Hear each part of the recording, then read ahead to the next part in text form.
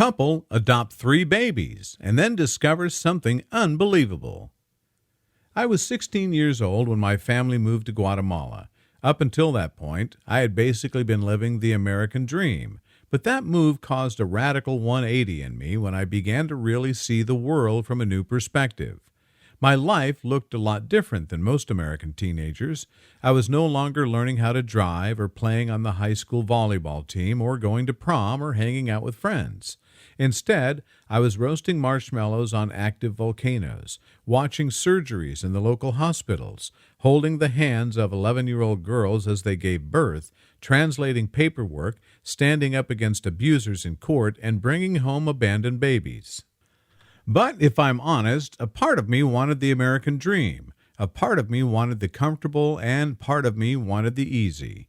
But what I've come to learn is when you step outside your comfort zone and allow God to use you, really use you, even when you're afraid, He'll teach you and stretch you, and take you on a journey where you'll find that He is infinitely better than any comfort this world has to offer anyway. Before moving to Guatemala, my parents adopted 5 children.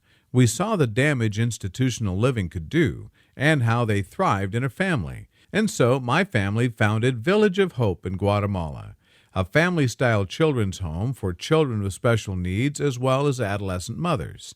We currently care for 55 children of various ages in our orphan care village, and we hired 54 Guatemalan staff members, providing jobs and, in doing so, preventing more children from becoming orphans.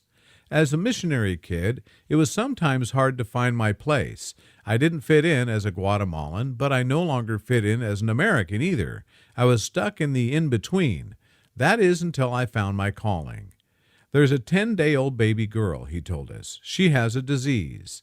I'll take her, I told him without hesitation, and a few hours later the social worker was at our door holding a bundle wrapped in an orange blanket. She explained that the baby girl had been abandoned due to her diagnosis. She'd been left with nothing, not even a name, and she wasn't expected to live very long. I soon learned that this baby girl had a diagnosis called hydranencephaly. In other words, she only had about 3% of her brain.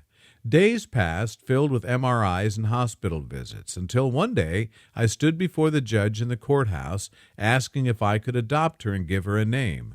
Her own family didn't even want her, the judge told me solemnly. She's probably not going to live, and even if she does, she'll never have a normal life. So why would you even bother? Why do you care so much? I looked right back at her and I told her I cared because her life matters, and the value of our life isn't decided by the number of our days. I named her Emma Lee. Emma means whole and complete, which is what we're praying for her brain. And Lee is mine and my mom's middle name and the name I had always wanted to pass on to my first daughter. On April 16, 2015, Emma Lee passed from my arms into the arms of Jesus. She was born into a completely hopeless situation, but she died being loved.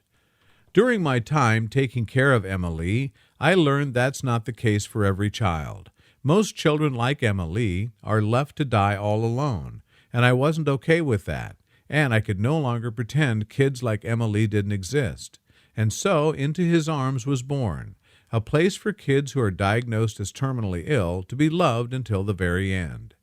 Through it all, there was Ronald. He drove me to most of her medical appointments, and he was the one standing by my side at her funeral.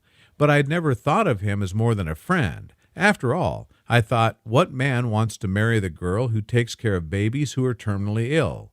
But Ronald knew from the very first day we met, as I interviewed him for a position at our ministry, I was the one he would one day marry. It took me a little while longer. I saw that he cared for these kids as much as I did. I let my guard down and fell in love. We were married on April 22, 2017, in the ruins of Antigua, Guatemala. We had 18 ring bearers and 37 flower girls in our wedding because every child at Village of Hope wanted to be a part of the ceremony. Just a few months after our dream wedding, I was sitting in court. I was talking with the judge and briefly mentioned about the profile of children our ministry works with. I told him we took in children who were considered incompatible with life. He rapidly stood up, muttering something to the courtroom reporter, and went into his office. and Zaylee Grace came to live with us at Into His Arms. Just a few months later came our next surprise when we were woken up at 3 a.m. to the sound of police sirens and flashing lights. We hopped out of bed to find a police officer holding a baby boy. But with Ezra and Zaylee, we get to be the lucky ones who love them forever. Zaylee Grace is a princess. Her list of diagnoses is still long, and her life expectancy is short, but she lives each day with joy and spunk. Atlas Jude is the sweetest baby brother. He loves his siblings, and they love him too. The journey that brought us here wasn't always easy. Along the way, I've had guns held to my head. I've held babies in my arms as they took their last breath, and I've sat in doctors' offices holding 1-year-olds after they've been raped.